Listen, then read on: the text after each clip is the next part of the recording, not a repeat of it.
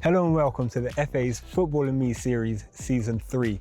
I'm Alistair Patrick Heselton and I'm with Fiduma Olo, and we are so excited to be joining you from St George's Park, the home of English football, talking about women's football. Across the series, we have discussed some really important topics like equality, diversity and inclusion across the beautiful game. And we've had the opportunity to talk in depth with some incredible guests across women's football, across coaching, some player voices, talking about some of the most important things across the game. So to kick off and meet our guests in this women's football episode, it is none other than... Hi, I'm Jade and I'm a co-founder of After Studios. Hi, I'm Rachel Yankey, former footballer. I'm Yvonne Harrison, CEO of Women in Football. Hi, I'm Yasmin Hussain and I'm a grassroots coach at Brentford and MSA Women's FC. Great, guys. Well, it's lovely to have you, and we've come at a really good time. It is in the middle of the Women's Euros, so fingers crossed for the Lionesses. And I think it makes it very appropriate to come to Rachel Yankey first. It's lovely to have you with us today. Could you tell us a little bit about, I guess, your start into women's football? Yeah, my start was playing football down the local park with my older brother. And then when two friends across the road wanted to join a team, I tagged along and joined the team. It was a boys' team. I pretended to be a boy. But I think that probably shows where the women's game was at that point. It just didn't have the visibility that it has today. So as a young kid growing up, wanting to play football, loving and enjoying the sport, I thought that I was the only girl in the world that played football. So for me, that was kind of where I stood, and what I saw as a football player was men playing football, and you know, my heroes were all men. So yeah, that was me just playing the game, loving the game, and just enjoying it on that level.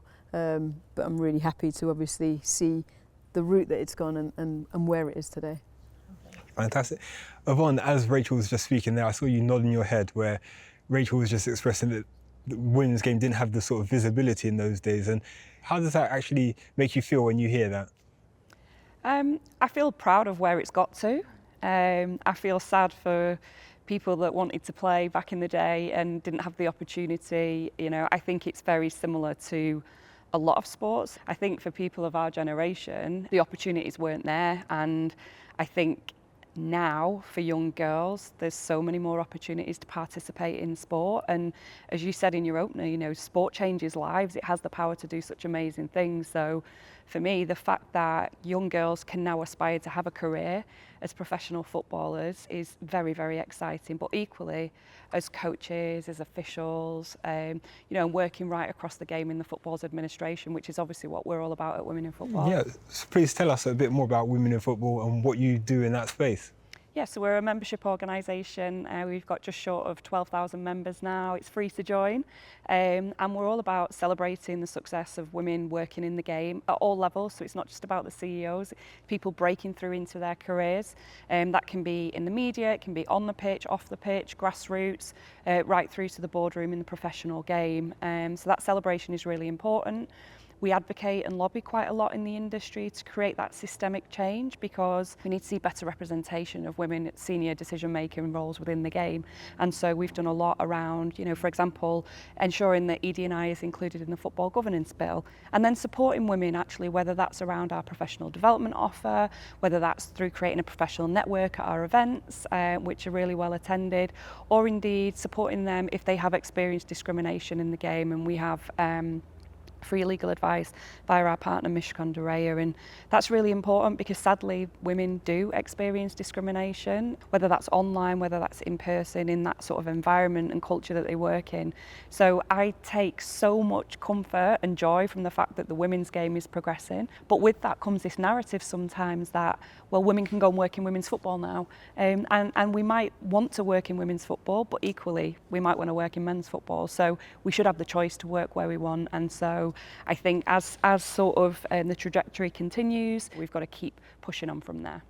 I think it kind of naturally leads into some of the work that you do, Yasmin, around coaching, especially at a grassroots level. And I know you've embarked on this journey to get your UEFA B licence. How is, firstly, that going? And tell me, I guess, a little bit about your pathway into women's football? So for me, football was a big part of my life growing up. Unfortunately, at the age of 13, I had to give it up. There was no female club with a female coach. That was a barrier to me. I used to play with my brother. 20 years later, I need to bring the joy that football brought me.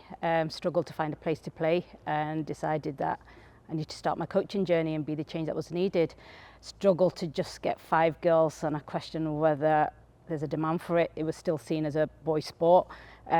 People in the community looked at me thinking, what am I doing? But now I've been coaching for 8 years and I have an average of 100 girls a week. And it's been a massive shift in the community, changing mindsets, being able to use my role to be able to support the girls' football, not just my club. I'm a FA community champion, so really helping coaches from other grassroots clubs. There's no point just growing my club and not having any girls' teams to play against, so I went on a mission to try and support all the clubs around me. Last 7 years, it was just growing the girls, going to schools, making sure there was a visible role model that they can do it too. Once I got to there, I thought, right, it's my time to kind of take the next step, which is develop myself as a coach and be a better coach, be the best I can and deliver really good coaching sessions starting my UEFA B. So yeah, just finished my block 4 on my UEFA B and just looking forward to now continue developing myself. I'm just so impressed, Yasmin, because you say it so modestly, I like know. like it was absolutely nothing. Because you're a female coach from we'll call it an ethnic minority background as well. How easy or how difficult was it for you to actually, get your foot in the door to actually become qualified to be a coach and then go on to amass the amount of clientele that you do have? Yeah, it was tough. I knew that it needed to be done, but I lacked. I stopped playing at the age of 13 and I went back into it 20 years later, age 33. I lacked the knowledge. When I went to my first coaching session, just full of boys, and I questioned whether I'm doing the right thing. It was really tough, but I found that there was another girls' football club local, a female environment, brilliant session, girls are fun. It was a wildcat session, all it was about socialising, having fun. I think that's what I needed as a new coach, and I thought, do you know what? This is what I want to do.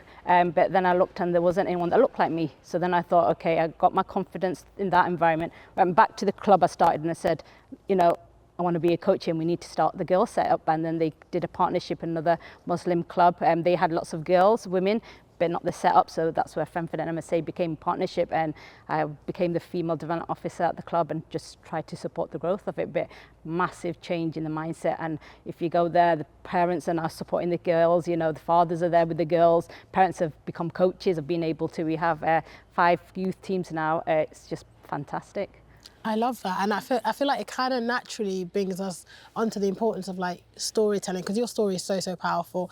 And Jade, I know creative storytelling is such a huge part of what you do with After. So can you just tell us, I guess, a little bit about After Studios and kind of some of the important stories that you guys have shared? Yeah, it's funny, as I'm listening, I had a similar journey in terms of I stopped playing around 13. In my secondary school, was always very much pushing for a girls' team. We never had a long-term one, but it was occasional tournaments with sort of local teams. I moved schools and then that kind of community wasn't there for me.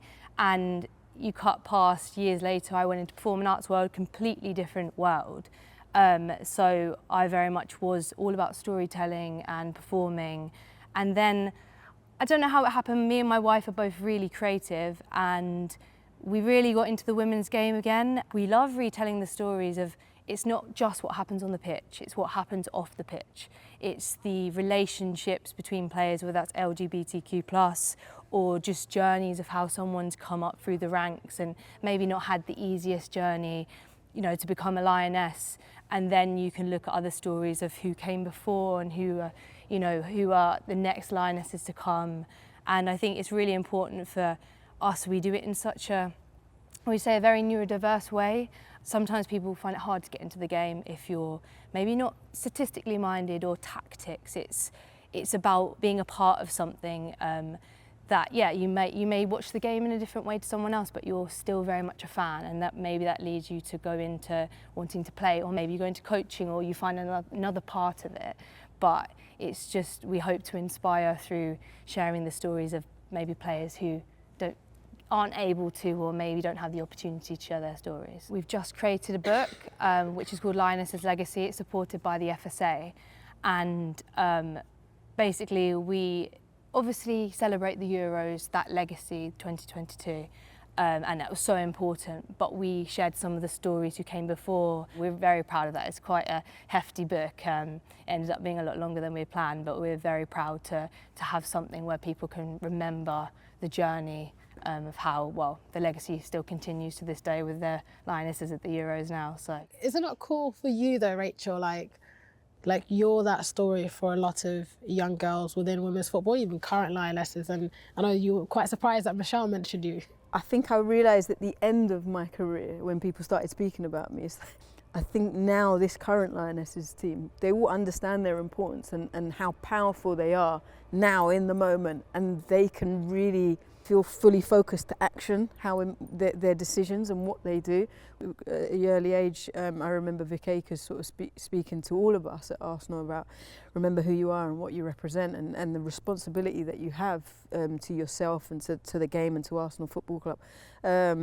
And that was something that definitely lived with me. But although I understood there was a responsibility, I didn't understand that power that it could have and how you are as a person. I think I would add to that, because to your point around the storytelling, I think one of the things that I've found since I've worked across multiple sports in my career, but since I came into football specifically, is the togetherness and the collaborative nature of the sport. And you're following people for their whole lives and what they stand for as a human being. And I think digital media has definitely played a massive role in that, because if we look at the popularity of female players on sort of these digital platforms now, they're sort of surpassing men in that regard, because they are real, and it's acting as sort of a catalyst for other women's sport as well. It's almost like, how can football bring everything else along with it? And I think that's so unique. And the stories from the beginning and those traditions and respecting what's gone before, it's not too far away. We can still feel that. And I think the interesting thing about publications like yours is, how do we keep that alive moving forward and find the next crop of coaches, officials, players to keep telling this story so we don't lose that? Takes me on to my next question, actually, Yvonne. You said 80% of women currently working in football believe that in the future there's going to be even more women in senior leadership roles within the game. What is it you do at Women in Football that can drive that and keep that traction going? Yeah, so I guess a whole range of things really, from the lobbying and the advocacy piece at government level through to working specifically with clubs in our club membership to support them to be inclusive environments for women, to work with male colleagues about what great allyship looks like. I think, the rule end data reporting that's just been presented back in at the start of June, I think there are only 5 Premier League clubs, for example, that have 30% or more of females in their senior leadership. I think within, the professional clubs set up, 10% of board members in the Premier League are women and only 5% in the Championship. So when we think about the things that we need to do to change the game for the better for everyone, not just for women, it's really important that we lobby at that level. But then from an individual perspective, we have our transformational leadership course that's about supporting women to develop their skills, their confidence. How can we support women? We can create an environment where they feel included, that feel like they're part of a community, whether you're the coach, the intern, the CEO, it doesn't really matter. That's Women in Football is that for you. So I think it's about giving individuals the skills, the knowledge, the expertise. The thing that's going to really shift the dial is that senior leadership, because they're the people making decisions on behalf of leagues, the governing body, or indeed the clubs themselves. So that's a big one. It's also about the way that we do that. And I think women's football, as I've said, is collaborative, and I think at Women in Football we want to work with the industry, not against it. We will challenge the industry where we see wrongs. That's really important. We don't always do that in public. Sometimes it's behind the scenes, because that's the best way to get the best sort of long-term outcome for our members. But yeah, it's very much on an individual level, an organisational level, and a system-wide level as well. Yeah. I think, Yvonne, when you mentioned that point about, I guess, was it 5% of board members are women in the Championship and only 10% in the Premier League? It's kind of got me thinking, Yasmin, from a grassroots level, as someone that's been involved in coaching for the time you have and the length of experience you've had, have you found that, I mean, people like Yvonne are trying to change it from the top, and you guys obviously almost trying to change it from the bottom. Do you feel like there's a way to kind of meet in the middle? Do you find that your numbers, especially of the young girls that you're engaging, young girls from South Asian backgrounds, do you find those numbers have increased over time? Definitely, I've seen a big increase. Now the issue is these girls are here, but they're not being seen. So that's my next aim, is how can I get these girls now representing the Lionesses. Sometimes we go to events and they're like, is there scouts around? And unfortunately in the boys' games you'll see loads of scouts, but in the girls it's not there, and it's just gone past now participation. It's now next step, where we've got the talent, can we get these playing and let them dream about being next Lioness. I guess that's where Rachel Yankey, your wonderful foundation, comes into a little bit, not to make it hard for you at all, but can you tell us a little bit about the Rachel Yankey Foundation and the work that you're setting out to do? Basically, I think it's from experiences from my career, and I feel quite strongly about what you've just said there, is that when I grew up and played for England, and not everybody looked like me, but we came from the same sort of areas. The game has got more visible, obviously, and there's a lot more funding and everything into the game. But actually, when I looked at the game, it was like there's not inner city kids playing, and they're not making it through. And I just couldn't accept that there wasn't talent there. I just felt that there were still real barriers and real gaps. For me, I just felt it was really important to try and create local hubs. And that's what we're trying to do, is try and create local hubs that local kids can come and walk to, or catch a bus or a tube to come to our sessions. And we just wanted to try and make safe spaces. But equally, if there are kids there that do have that passion to go on and play at a higher level, then we could support them with networks to actually give them help. That's what we've tried to create. We've got two hubs going on, one in Brent, where I grew up, and one in Westminster, where first place that I played football, and just trying to make sure that they're open sessions, anybody can come down, have a go, and just help them really with opportunities of being able to play, and just, yeah, definitely focused on community empowerment and passion of playing, because you never know where it might lead you.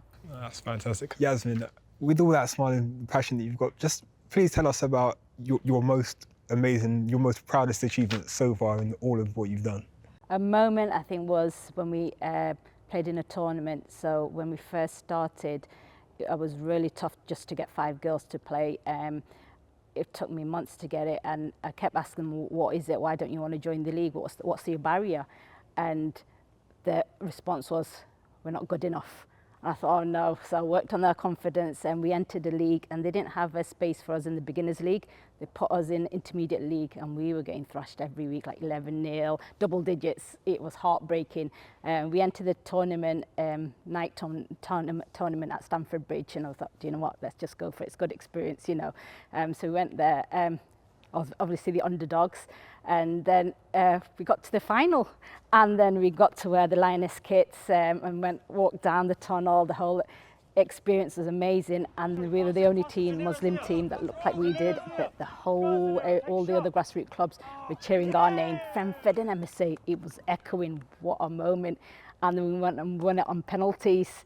And that was a moment I remember, since then the girls are just smashing it in. And, I think playing in the intermediate league, being beginners, I think we taught us a lot of resilience. And, from there we just went on and won lots of more games. And it was a brilliant experience for us. Jade, I also wanted to ask you, and Jasmine mentioned the kids and the excitement of playing in the England kit at Stamford Bridge. And I guess you also had an exciting moment with this year's England kit that the Lionesses are wearing. Could you just tell us a little bit more about that and kind of how that came about? So I think, for the last couple of years, we've been illustrating, working with various different clients. Basically, we created for this year 3 designs, Lionesses, very bright, very vibrant. One of the, the illustration, it's got Lucy Bronze sitting on the ball because she does that on the pitch. And fans relate to it and go, yeah, I see that, and that's part of women's football world that is not about how they perform, it's just being part of celebrating the team and what they've done and the legacy in a fun, light-hearted way. And Yvonne, what are highlights with the work, or something you feel really passionate about that you've done with women in football, considering the amount of years you've been working with them and just the clientele you've had over those years? There was a young girl that I met at the Be Inspired conference at Wembley, and she came up to me and she was like, I've never been to anything like this. I've never spoken to anybody. And we had a little chat before I went on. I mean, I was nervous. I get nervous, you're speaking in front of all those people, but I had a chat with her. And then the next thing, there's the interview with Emma Hayes, which has to be a career highlight for me. You know, interviewing Emma on stage was quite the moment. And then she's got a hand up and she's asking a question. Like, little miss, I can't speak to anybody, is like bossing it. I was like, yes, that's, you know, that's what this is about. It's about just giving people the opportunity and creating a space where anyone just feels like I belong here and I'm going to be supported. So I'm going to push myself out of my comfort zone. And we see that a lot with our leadership course. We've had over 700 people go through that course now, and I'm just so passionate about sport and what it can do for good. And, you know, this role at Women in Football is an immense privilege because I get to, you know, be the face of some of this stuff, but powered by the stories that are not just numbers. Like, these are genuine stories of people's lives that have been changed and are changing people's lives in the game. And this community that just pays it forward, and it's really inspiring that. So yeah, sorry, not a short answer. There's not one thing. I could talk all day about it. I think it kind of brings on to Rachel. Is there one you can kind of pinpoint as being like, this was my Rachel Yankey moment?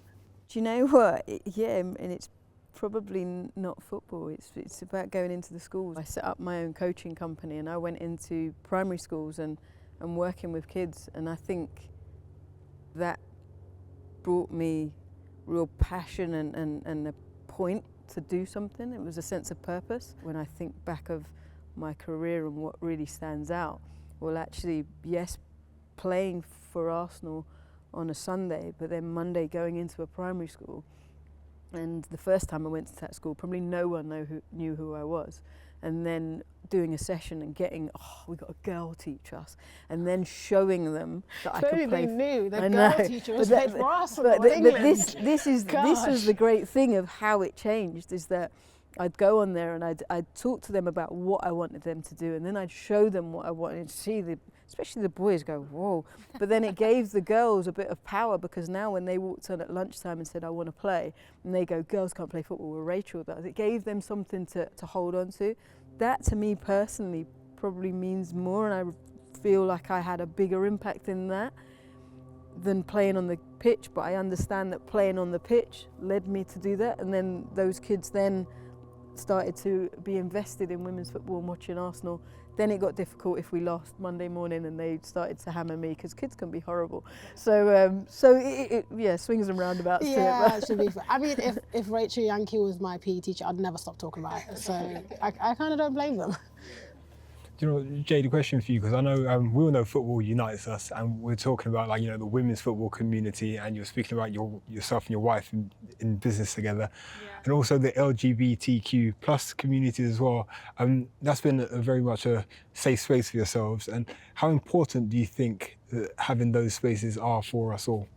Honestly, it's everything. I think we'd never really had a community of our own. We lived in London, we lived in Brighton, and I don't think either of us found our group of people. To not have a space where you can truly be yourself is also to your detriment, because not that you're necessarily hiding yourself away, but you can never be the full length of who you are. And I think that's really important for people to achieve what they want to do in their lives. You have to live your full truth.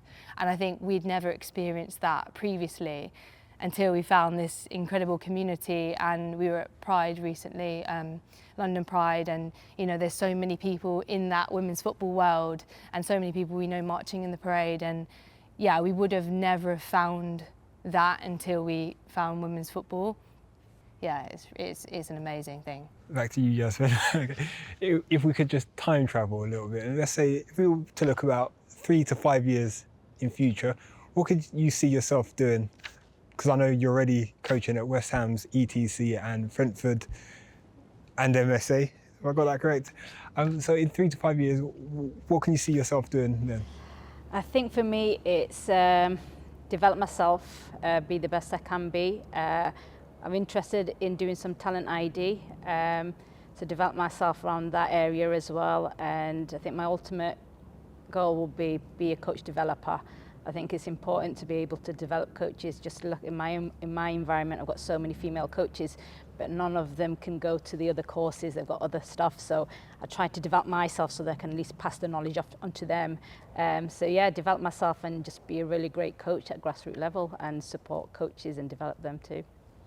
No, that's really great to hear. I mean, to the viewers who are watching this at home, Yvonne, starting with yourself, I guess what piece of advice would you give to someone that probably is looking into a career in football? Like you said, there's so many different roles, and women in football is kind of the umbrella to all of those different networks.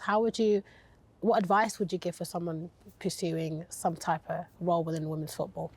Well, obviously I would say join Women in Football. It's free, but actually that's the door opening in a way into the world that is football, both men's and women's football, you know, grassroots to the boardroom, on and off the pitch. And I think if you think you want to be in this industry, what better way than to kind of absorb yourself within, you know, nearly 12,000 other people who are genuinely, to your point, so supportive. You know, I am a believer, your network is your net worth. Like, this is a very genuine thing in sport. It's a very small world, and the more people that you can meet and the more you can learn from different people, the better your chance of success, and the opportunities, to your point.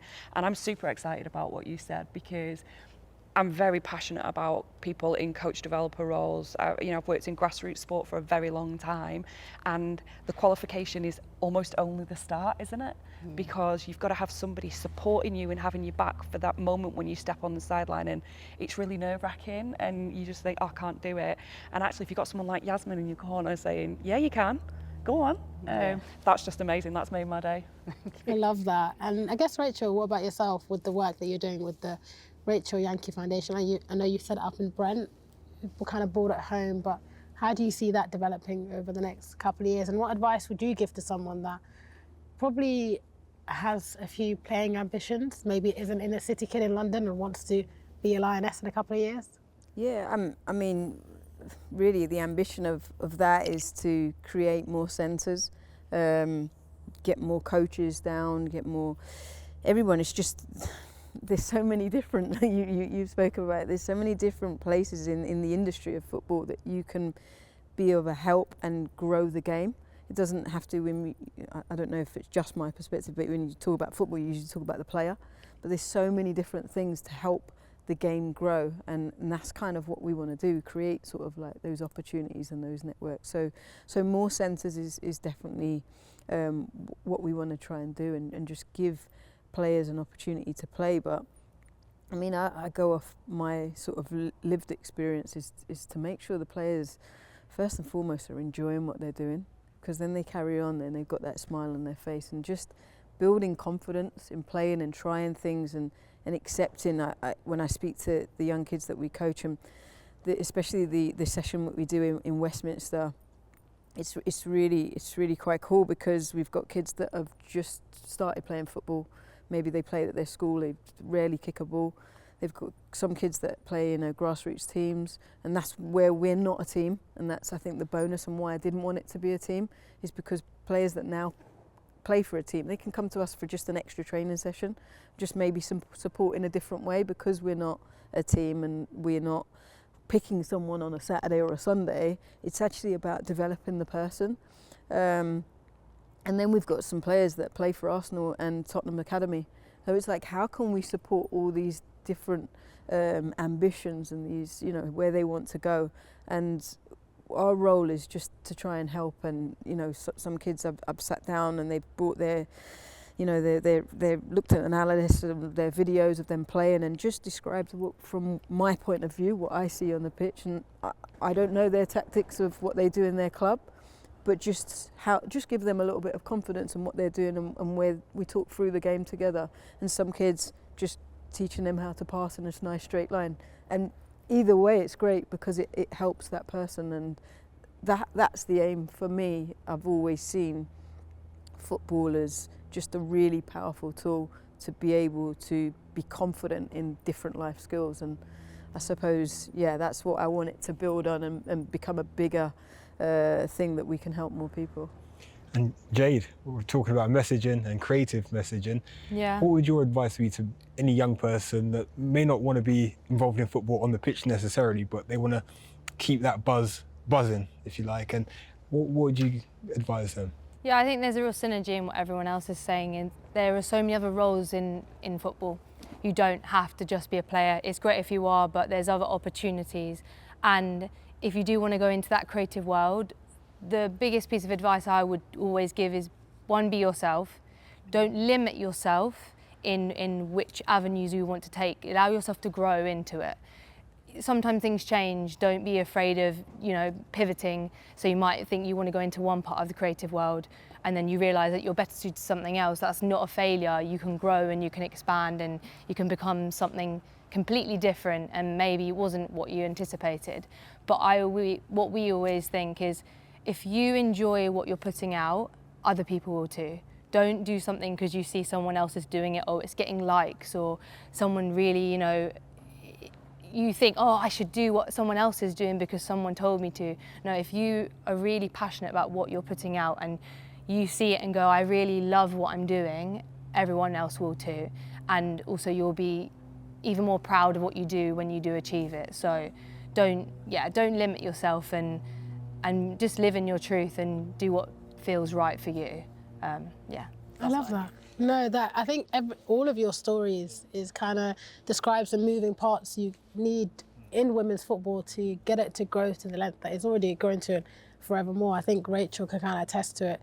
Years ago, when people talk about women's football, in my early days of reporting, it was like you just had that one reporter in the rain, and you kind of needed someone who worked in the creative capacity, or you needed someone in the boardrooms to give you a bit of support, or you needed to get those coaching stories. And individually, you guys are kind of all together a big part of making this move to getting women's football to continue to grow. Rachel, from all your years playing, right from when you started, I know that when you were actually in the heat of playing and in the middle of your career, you might not have noticed the change so much, but was there ever any points where you thought, wow, the game is completely different to how it was when you started? Yeah, I think there was always points that it kind of, you could feel that it was changing and you could feel that the people were noticing, but then there was always a dip after it. And that's when you kind of lost hope or didn't trust, and you questioned whether it was ever going to be like it is today. Definitely playing for England, going to major tournaments, getting through to the knockout stages, you always knew that was a really important thing to be able to do, because then naturally with everybody, no matter if you like the sport or not, you just gravitate to it because your country has got through to a knockout stage. The further they get, if they get to a final, everybody goes and watches it or tunes in on the TV. FA Cup finals in the women's calendar was always a really important moment because it was the one game that was visible for everybody. You could change people's perceptions of what they saw of the women's game. You could influence it, but also you always knew you had that one moment, because that was the moment that people switched on the TV. If you weren't good and you didn't perform in that, you knew that might be the last time they watched the game. So maybe pressure that we put on ourselves. Obviously the England teams that I played for weren't able to get to the final, but we done well in tournaments. You saw that rise of media coverage, everything being interested, but it always dipped when we came back home. But I think 2022, winning it was like, now they have to take us serious. And that was the moment. Obviously, women's football has started to push on. WSL had gone professional. The clubs, people were starting to invest more. And I think the way the world has changed, that equality's come into it. People are starting to talk about things more, and actually clubs are starting to say, do you know what, it's our responsibility. We must back the women's team. So I think there's not just one moment, it's everything sort of built together. The pressure is now on players. They need to keep performing at a high level. Obviously, I'm going to be biased because I am Arsenal, but Arsenal winning the Champions League, that was a huge moment, because that's not only telling people in this country but all around Europe how good the standard of the WSL is and women's football in this country. So, winning does get you success, and those moments you have to sort of grab onto. Right at the end there, you mentioned the WSL. Now, prior to the WSL, what was there for yourself as a competitor? Yeah, I mean, we played in the Premier League, was it? It was a Premiership. I don't even know what it was called. That's bad. But then again, if you ask my teammates, I rarely remembered a lot of things. So for us, the league didn't really change. It wasn't about the name of the league or whatever. It's more about the structure. You know, that brought in the ability to people to then invest in the game. There was a criteria and there was a standard to live up to. I look at women's football now, as the years go on, it's the backing, it's the other people that have come in to support it. Actually, that's pushing the game on, and that will help the players on the pitch provide a good sense of entertainment for people to watch. The staff that are coming in, the coaches, everybody, you know, coming into the game then helps the players and the education that they will get. It all works together, where before I don't think it was in isolation and it was rarely funded. You had the players, but you didn't have everything else to support them. Now it's in a place where it can really get moving, and I think that's probably the biggest change, is that you can now see how important everything else around the players is to help the players to produce a good product, to allow them to play, which would then generate people to want to watch and be inspired and want to be involved. I guess part of that is, if you think about that one, not one of the catalysts, but an important part of that whole process, I guess, over the last few years, Karen Carney review. You know, because actually, you're exactly right, there was the peaks and then it would dip, and we've seen like a really sustained sort of period of interest and development from both the Women's Euros and then into the Women's World Cup. And that really taught the agenda of improving player standards, duty of care to players. And I think if we cast our mind back to 2023 and, you know, the Women's World Cup and what happened around the final there, it shows the fragility of the game and the fact that, you know, for example, sexism exists and misogyny exists within the game, and, you know, the balance of power and privilege that can be within the game. We are seeing more and more women coming into the game in all various roles, but there are a lot of men in the game as well. And I think certainly during that World Cup campaign, we saw players and different teams writing open letters about, you know, potential issues that were going on, whether they've had to fund to get to the World Cup themselves, or whether they're experiencing, you know, real misogyny from within their coaching staff. And I think that just shows really where we've still got to get to. I think those professional structures, you know, the WPLL, the Women's Super League and Super League 2 now, they're starting to put those things in, but we see how, I guess from an investment point of view, not all the teams can make the standards, or not all the clubs are investing. The women's team is important to us until it's not, and it means it's going to affect the men's team. And so I think there is a lot in this melting pot, which is why strong leadership and decision making is so important at club level. We're very fortunate within both the FA and the Premier League, independent chairs, both female, in Debbie Hewitt and Alison Britton. You know, that's massive. For those two football entities to have women in those positions is really important. But I think everyone in the game needs to take responsibility for our own personal behaviour, you know, thinking about the allyship that we can bring, thinking about simple things like bringing women into conversations rather than cutting them out, and the microaggressions that exist within the game. That we see and we hear, you know, from our members a lot. And then societally, gender is in a really interesting place, with a lot of hate, or a lot of people feeling that perhaps we've gone far enough on gender equality now. Rein yourselves in. Well, no, you know, women are not underrepresented in society. We're 51% of the population, and therefore we should be in all of these structures and all of these systems.